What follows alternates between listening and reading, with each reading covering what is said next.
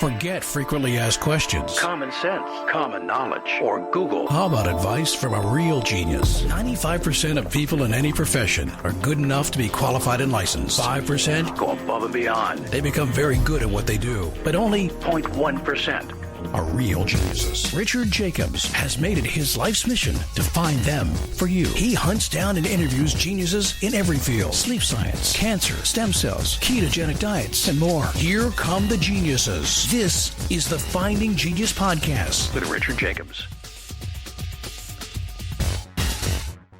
Hello, this is Richard Jacobs with the Finding Genius Podcast. I have Dr. Dolores Di Vizio. She's a professor of surgery, biomedical sciences, pathology, and laboratory medicine at Cedars-Sinai. And we're going to talk about how cancer spreads in blood and tumors, and how they send out extracellular vesicles, perhaps, to communicate with metastases and other parts of the body. So, Dolores, thanks for coming. Thanks, Richard, for having me. Yeah, so what's your research about? Is it liquid biopsies, or is it about just understanding the mechanism of, how cancer spreads in blood? How would you sum it up? It's actually both. So my research is focused on extracellular vesicles, which are small pockets of cellular material covered by a lipid bilayer that are released by all cells in the body, and they have become very important mechanisms of intercellular communication between all the cells in the body. And because they can reach the blood stream, and also other biological fluids, they have become very appealing sources for biomarker identification in what is called a liquid biopsy approach. How readily do cells take up extracellular vesicles, and how do they take them up? That's an interesting question. They so if you imagine that all these cells release these vesicles pretty much continuously, of course there are different stimuli that might increase or reduce the activity of these cells in releasing the vesicles, but overall this happens constantly. You can imagine that there is a very big traffic of vesicles going from one cell to another. Obviously, most of these mechanisms of intercellular communication are finely regulated, and there will be cells that tend to uptake these vesicles better and more efficiently than others.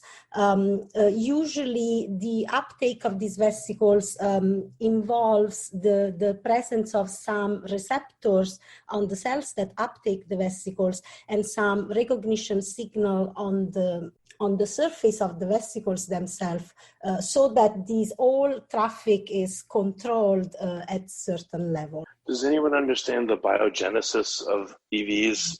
Because then you could perhaps tag them fluorescently and see how they move through the cytoplasm and outwards, and then if there's any preferential uptake by certain cell types versus others.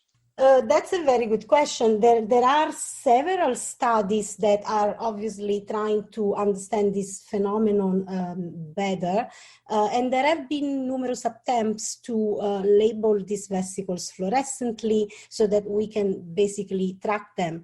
Unfortunately, there are some limitations, some technical limitations at what we can do at the moment, meaning that most of these studies have happened in cultured cells in vitro. So you basically have to select the cell that you want to study, the intercellular communication, and you're a little bit limited. There are also some biodistribution studies where scientists have injected fluorescently labeled vesicles in the bloodstream of animals, mostly mice, but also there are several zebrafish models that are being used at these purposes, and then they try to follow the biodistribution of the vesicles.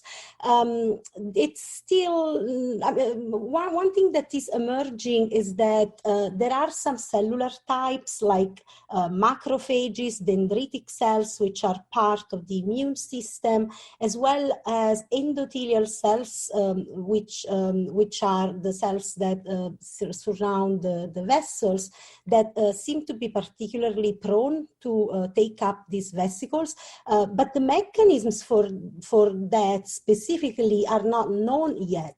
There are some cells like macrophages and dendritic cells that are able to phagocytate different elements, including these extracellular vesicles, so might have intrinsic abilities to uptake these vesicles more than other cells. However, my team and other teams have also shown again that this intercellular communication occurs between different cells, including cancer cells themselves, or cancer cells when they are communicating with the tumor microenvironment, which involves fibroblasts and also immune cells again. So it is an intricate and complex process that cannot really be studied like as broadly as it is, and needs to be dissected at some specific level to avoid confusion. Yeah, what are the, I've heard of exosomes, which I guess is a certain size range of EVs, but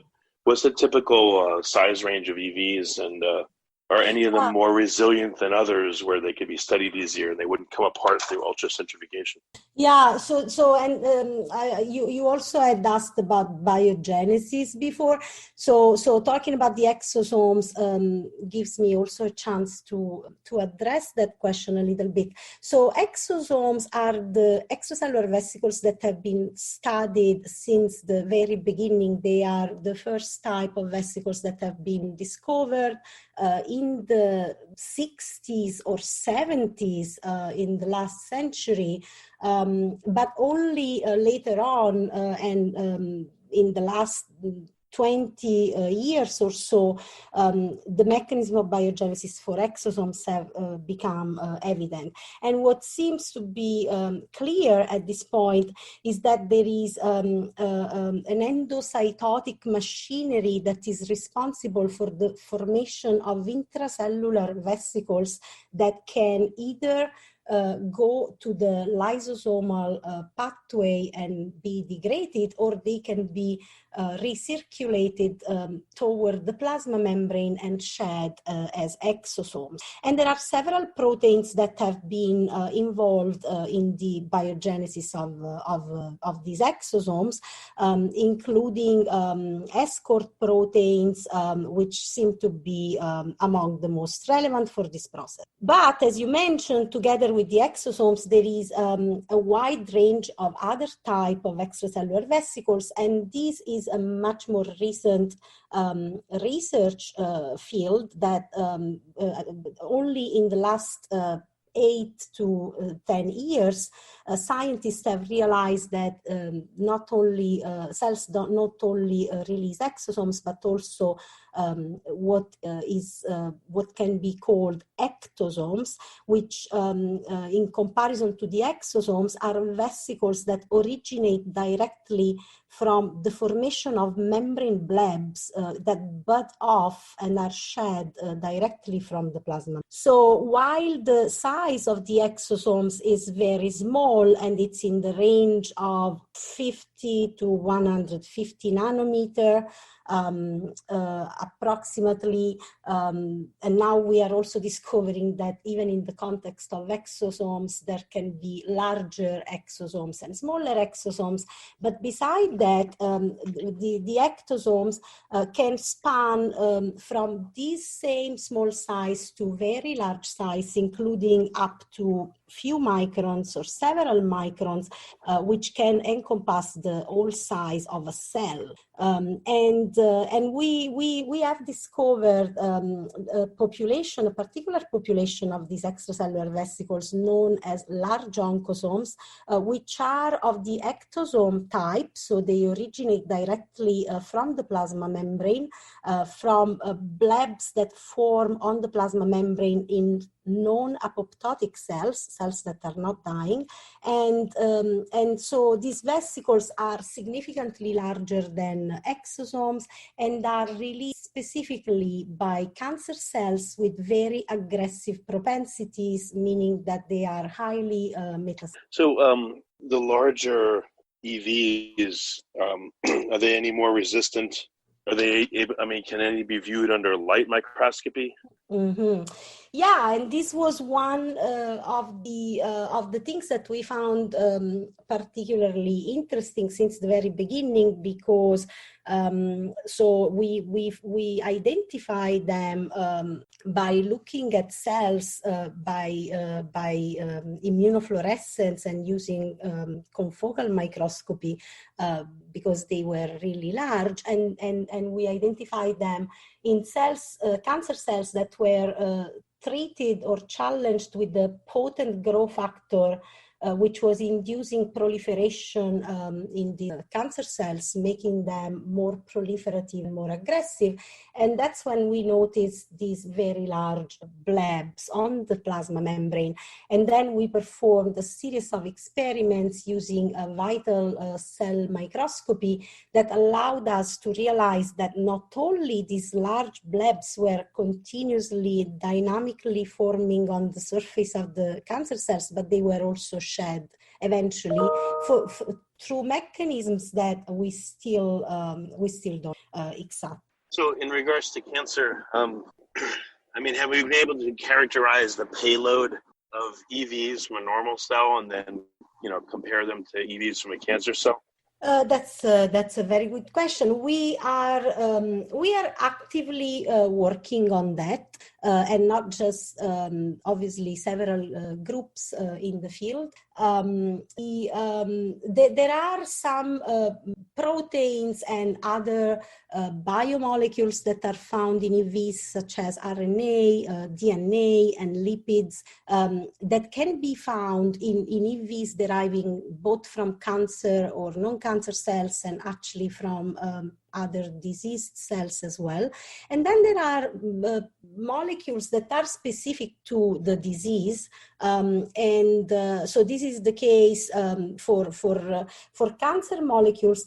The interesting thing about these extracellular vesicles is that while a portion of the molecules that are included, that are shed in the vesicles, reflects the content of the cell itself, there are also some molecules that are found at very low level in the cancer cells, but they are shed actively in these extracellular vesicles. And this is what makes these vesicles also as a very attractive source for biomarker. You think that primary tumors are communicating and coordinating with metastases? Is there a way to tell that if they're trafficking vesicles between themselves preferentially? If primary tumors communicate, so you're talking about cases where there is a primary tumor and there are also metastases, which is obviously not always the case, because often the metastasis occurs much later, and this is the case especially for prostate cancer, which has been our main area of interest. So I have to say, I don't think we have an answer. We have a clear answer about that. There are studies that show that extracellular vesicles released from the primary site can reach distant sites and colonize them, modifying the microenvironment, thus allowing for cancer cells to metastasize there. So this is the case for, it's been shown for exosomes that condition the pre-metastatic niche. But I'm not entirely sure if then there is a communication, a continuous communication between the primary and distant sites, or vice versa. But we have to imagine these as a very active phenomenon, very continuous. One challenge that we are experiencing experiencing as a field is to model the functional role of these vesicles in metastasis, for example, because what is becoming evident is that the original studies were mostly performed in vitro and were based on using like very large concentrations of these vesicles to treat a small number of cells, and then the effects were always extremely significant. But then when we move to the animal models, we have to, and we're trying to look at a physiological intercellular communication without using excess of extracellular vesicles, then the phenomenon is much more difficult to understand, and it might take weeks or even months for these intercellular communication to become functionally evident. If you like this podcast, please click the link in the description to subscribe and review us on iTunes. However, I think, and I'm sure several other scientists who work in this field believe that the role of the extracellular vesicles is extremely significant because, so it's basically, we are limited by the models, which is the case also for other fields in research, but we know that processes like cancer development and progression up to metastasis can be very slow processes. So we have to imagine that these vesicles are shed continuously, but maybe, we still don't know how stable they are, how many vesicles that are shed from a cell really survive and make it to the distant sites for, to create a permissive environment, metastasis, and several other obstacles that the vesicles might encounter in this process. Is there any way to use, like CRISPR-Cas9 or radioactive tracers or something to target a certain cell and to see where, if it creates EVs and if those tracers show up, so you can at least see the distribution? Yes, so this is recent. This is very recent research. There was a paper that was published a couple of years ago in Cell, showing that if we overexpress a Cre recombinase in cells that release extracellular vesicles and a reporter in cells that can be used as recipient cells, and these vectors are fluorescently labeled, we can see the transfer of the vesicle from one cell to another. And after this paper, a much more recent paper used an alternative approach to this by using guided RNA and CRISPR-Cas9 to show that the vesicles can knock down a specific gene in recipient cells. Again, one challenge at the moment with this type of systems is that they are not particularly efficient. But I believe, we do have a grant funded by the NIH also on this type of projects, and I do believe that in the next few years there will be a much better understanding on how we can facilitate the phenomenon in a way that it can be studied, but still maintaining the physiological process that really happens in the body. So science, we think we know that cancer cells give off EVs all the time, and those are used in niche construction. That seems to be at least currently the theory. So do we know so far that cancers are always giving off EVs, just like other cells continuously, but cancer EVs seem to be used for niche construction? They seem to be changing the gene expression of cells where they metastasize and then preparing it for metastasis? Yes. So I was already alluding to that work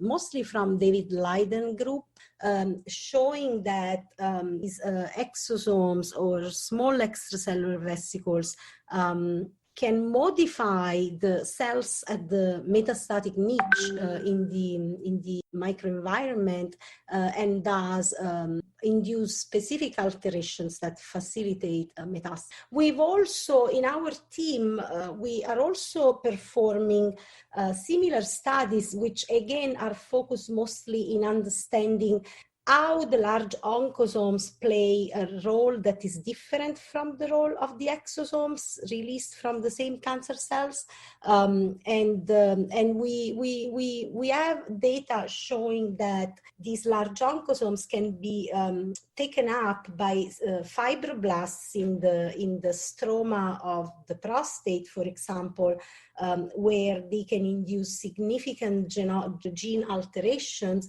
and in particular, the activation of transcription factors that are involved in reprogramming these stromal cells in a way that facilitates tumor progression.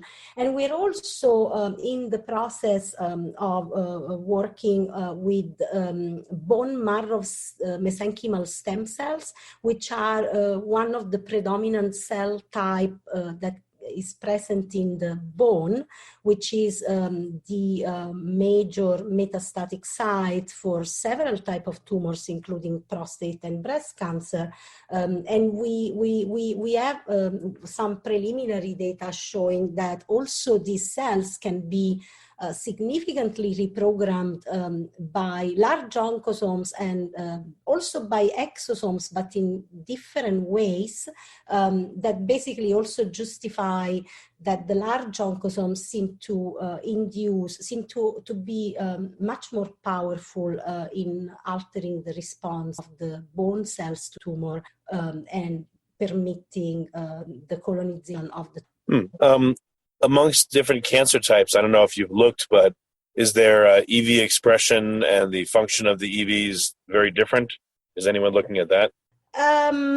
Yeah, well, so it's difficult to have this kind of studies because often we tend to focus on one type of tumor at the time. However, there are a few studies. It seems that all cancer cells in general release a larger number of vesicles in comparison with normal cells, and the large oncosomes are only released by particularly aggressive cancer cells, but this also seems to be the case for all type of tumors and not just prostate, breast cancer, which are the kind of tumors where we have focused most of our attention so far. Have you seen that cancer cells they'll preferentially take up EVs from other cancer cells or from regular cells? Is there any difference in how they're uptaken? Is there any difference in how they're utilized if they're uptaken by cancer cells? That's an interesting question. I don't think we have enough evidence for different destiny or different fate of vesicles taken up by different mechanisms. I think we're really scratching the tip of the iceberg in trying to understand the mechanisms that regulate uptake. There might be some selective mechanisms that occur in cells that have a keen phagocytotic activities, like the macrophages or dendritic cells, which could use phagocytosis to uptake these vesicles. But overall, it seems that that several mechanisms can be used indistinctively from both normal and cancer cells in taking up the vesicles. We have done some studies ourselves.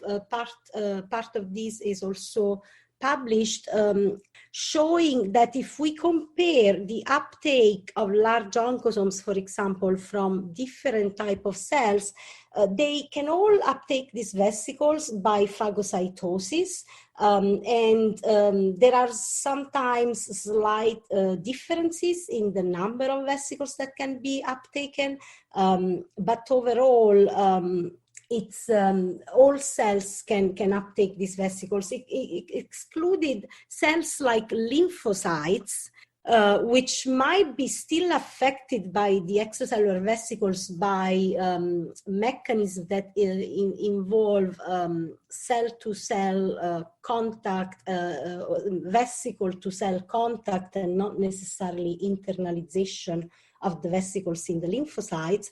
And this seems to be also easy to explain because lymphocytes are very small cells with a very small cytoplasm, so there is no room for the vesicles to be taken up by lymphocytes. But other than that, I would say that most of the cells in the body can take up these vesicles, which again is the reason why studying these intercellular interactions is not easy, is not necessarily easy, and it's important to, for people who would approach the field at this point, it's important to know the literature and to know the challenges, because otherwise it's not even easy to make appropriate conclusions about the results, because you cannot easily distinguish which vesicle is coming from where and where is it going, basically. In the uptake, though, at the moment that a cell takes up a vesicle, or is there an evaluation there? Should I take this up or should I block it? And why do you think that they'll take? Why would a cell take up a vesicle that could be harmful to itself? Once a cell takes up a vesicle, is it able to do anything with it, or does the vesicle kind of take control? Okay, so this is a very provocative question for the whole field, I guess. It's and it's a very important one. I think we tend to believe that every process is finely regulated, and this obviously includes the extracellular vesicle biogenesis and shedding and uptake by other cells. However, it could also be that simply because they are membrane enclosed, and so this membrane that covers the extracellular vesicles is a lipid bilayer, like the cellular, similar to the cellular bilayer. It could just be that basically the recipient cells can take these vesicles spontaneously or by interacting with the specific receptors, and then once they are inside, of course, some of these vesicles might be directed to the lysosomal machinery for degradation, but what we are seeing more and more is that they are actually like controlling several mechanisms, intracellular mechanisms, and even intracellular trafficking of vesicles, so it's not very well known what is the fate of the vesicles once they are in the cells. I remember a few years ago we showed by using a confocal microscopy with the three-dimensional reconstruction of the recipient cells that were exposed to these vesicles, that we could even see large oncosomes, large vesicles in the nuclei of the recipient cells. And we haven't been able to tackle the mechanism for that yet. Neither we know if once they reach the nucleus, they can transfer genetic material that can basically become a part of the host cell or not. But obviously, these are all still open questions. Yeah, it's weird. Like when you consider phagocytosis, it seems like the cell is initiating that, and it's kind of an aggressive action. It's eating. It's like, enveloping something. But, you wonder, is the cell being tricked because of the membrane of the EV, or, who's doing the initiating? It's strange,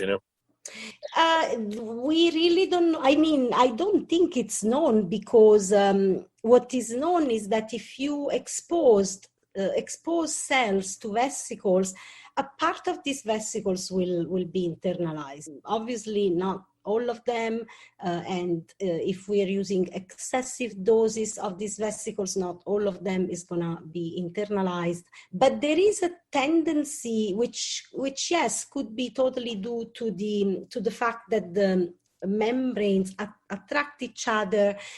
Some vesicles seem to be not even internalized, but their membranes fuses with the membrane of the recipient of the host cells, and thus they transfer their content in the recipient cells. So there is not a one single mechanism. Phagocytosis seems to be more used to uptake large vesicles, because phagocytosis, in comparison to endocytosis and micropinocytosis, can take up larger vesicles. But other than that, what seems to be happening also in vivo is that there is a traffic of vesicles that, when they get close enough to a cell, they can be uptaken. I'll give you an example just to clarify this a little bit further. Like several scientists have wondered even how do vesicles reach metastatic sites when they reach the circulation, the blood flow, they might be taken up by endothelial cells that surround the vessels. So unfortunately, again, it's difficult to study, but I think there are clear evidences that a big portion of the vesicles that we inject in animals are in fact taken up by endothelial cells and other cells before they reach the site that we want to study. There are also important studies showing that the surface molecules of extracellular vesicles might, the composition of these molecules might basically address one vesicle to a specific site. So it might be specific for different metastatic organs. So tumors tend to metastasize to different organs, and apparently the surface proteins of the class of integrins on extracellular vesicles seem to direct toward which organ the tumor will go and where it will metastasize.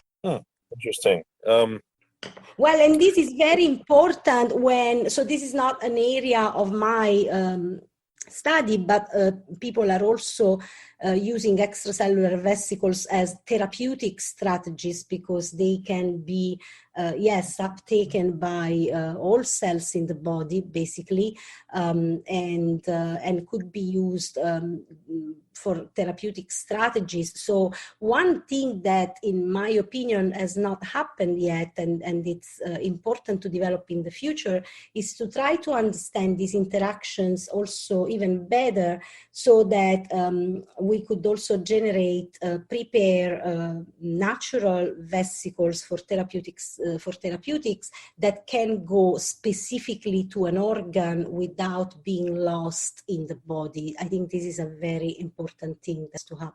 Well, when people do EV therapy, how do they create them? How do they culture them and get enough of them? Yeah, that's a good question. People have used several strategies, and one of them is to culture mesenchymal cells that seem to be generating a large number of extracellular vesicles. And then there are different approaches, because these extracellular vesicles most likely need to be genetically modified to express something that can be used as a therapeutic agent. And basically the vesicles are only a vehicle for that therapeutic agent. But there are new technologies, there are bioreactors that can generate very large numbers of these EVs, and several labs are actively working toward making sure that the production is always the same and it does not undergo biological differences. Otherwise, obviously, it cannot be used therapeutically. But this is a big area of development at the moment and very attractive as well. Thinking for a second. Do stem cells give off EVs? Has anyone looked at that? Yeah, of course.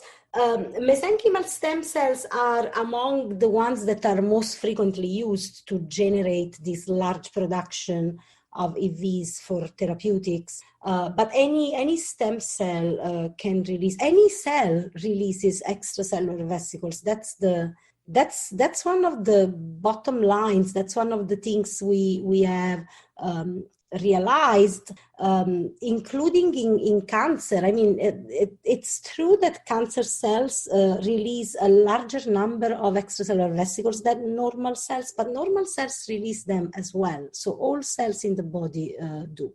Okay, so the EVs that are being harvested, they're coming from cells that just express a lot of them, or are people thinking maybe the EVs given off by stem cells would be more effective or juicier, more efficacious? So there are, I think, different opinions. One of which is that so stem cells have also been used for therapy themselves, and I do know personally scientists who were working on stem cells as therapeutics who then realized that these stem cells release large numbers of extracellular vesicles, and the extracellular vesicles seem to be more appropriate than the entire cells in providing the benefits of the response without the complexity of introducing all cells in the body, basically. So, so this is not my area of interest. I mostly work on trying to understand the function of these vesicles in cancer, and also one thing that we are actively pursuing is to develop a clinical test, because extracellular vesicles have really received very large attention as source of biomarkers. But one thing that I think scientists had not considered when we all started working toward this goal is that at the end of the day, if we're working with complex biofluids, including blood or plasma or urine or any biofluid, we're not only going to find the extracellular vesicles that are generated by cancer cells or by the disease cell specifically, and it will always be like finding a needle in a haystack to identify the disease-specific biomarker. So I feel like we are extremely facilitated and we are supported by the NIH toward this goal because the large oncosomes are cancer specific, and in this study that we recently published, we identified some prostate cancer specific biomarkers that are enclosed in these vesicles. And our new approach, the new approach that we used, which is based on palmitoyl proteomics.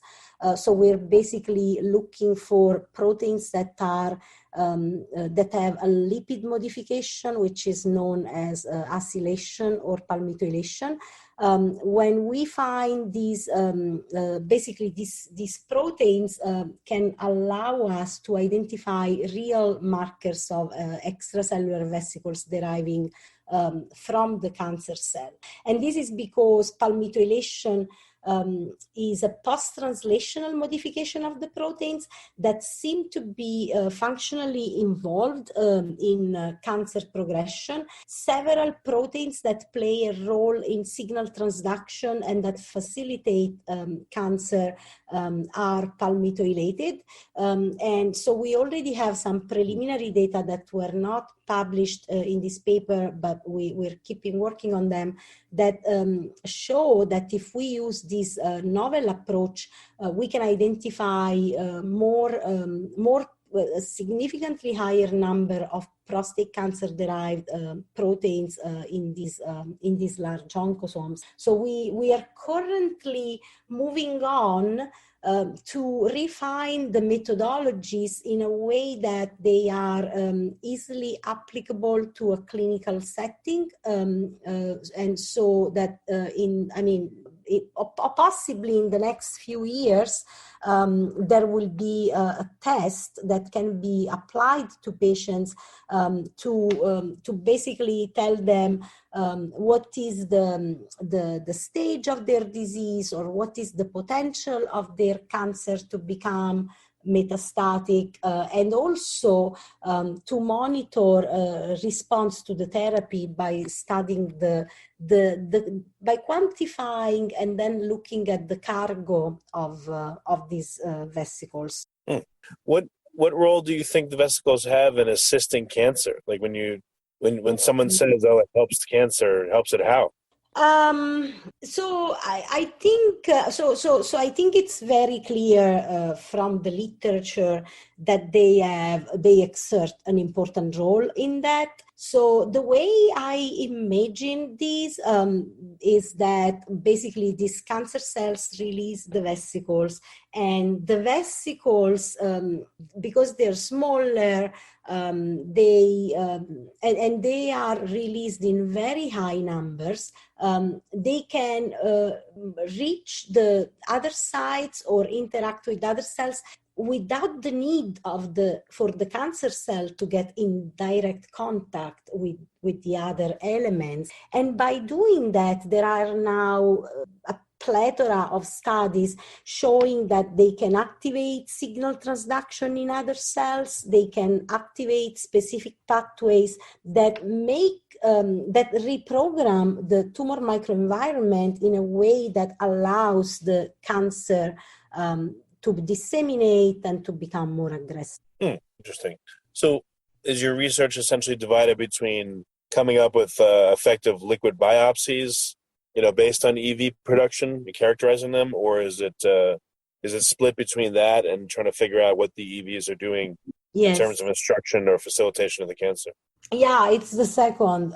We're both, so we're taking advantage of these relationship or correlation between the presence of large oncosomes in a tumor and the aggressive behavior of the tumor.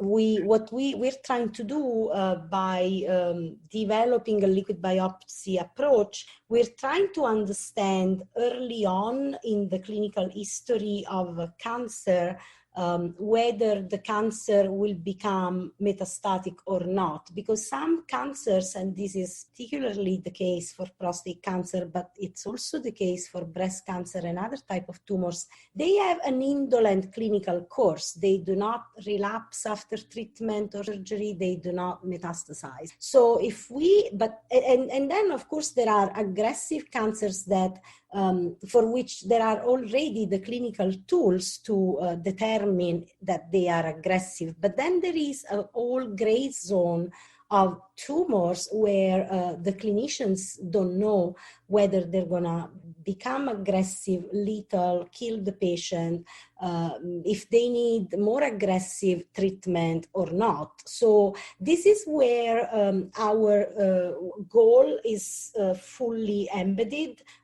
Like for example, if we could recognize, if we could predict a positive scan in a patient with metastases for like several months ahead, the clinicians could also treat these patients differently. So this is one area that to me is very, very important. And we are also, so when I talk about liquid biopsy, I'm not just talking about proteins that are present in these vesicles. We are also analyzing the RNA content, the DNA content. We already have evidence that there are mutations and other genomic alterations typical of that tumor in the vesicles in the circulation, and there are also RNAs that are altered and they are coming directly from the tumor. So this is one major area in my lab, but my lab is also interested in understanding the mechanisms, which again are poorly known at the moment, by which the vesicles are formed, biogenesis, how they interact with the other cells, and how they modulate the other cells in a way that ultimately favors cancer progression. Well, very good. Well, Dolores, what's the best way for people to find out more about your work? How can they get in touch? They can get in touch. I think my email is on the web. There is my laboratory as a web page on the Cedars-Sinai Medical Center platform. And I would be happy to take any questions, mostly by email. Okay. Well, very good. Dolores, thanks for coming on the podcast. And it's a new and exciting field, and maybe one of your friends will send you like a plushy extracellular vesicle doll or something for Christmas, That'd be a fun gift, you know what I mean? So thank you. Very good. Thanks for coming on the podcast. I appreciate it. Thanks, Richard. Right. If you like this podcast, please click the link in the description to subscribe and review us on iTunes. You've been listening to the Finding Genius podcast with Richard Jacobs. If you like what you hear, be sure to review and subscribe to the Finding Genius podcast on iTunes or wherever you listen to podcasts. And want to be smarter than everybody else? Become a premium member at findinggeniuspodcast.com. This podcast is for information only. No advice of any kind is being given. Any action you take or don't take as a result of listening is your sole responsibility. Consult professionals when advice is needed.